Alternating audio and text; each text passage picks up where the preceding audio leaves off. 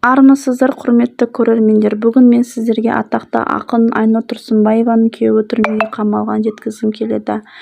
Деки арманның оң қолы белгілі айтыскер ақын Айнұр Тұрсынбаеваның күйеуі Нұржан Иманалиев тұтқындалды деп хабарлайды.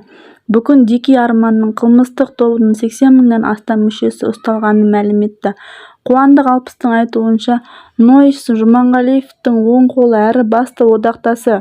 Қазіргі уақытта ол Қазақстаннан тыс жерде халықаралық іздеуде. Оны ұстау және Қазақстанға экстрадициялау шаралары жүргізілуде. Караста Жұмағалиевпен тығыз байланыста. Ол бұрынғы бірнеше рет сотталған. Қазіргі қаңтар оқиғасы кезінде жаппай тәртіпсіздікке қатысқаны үшін қамауға алынды деді.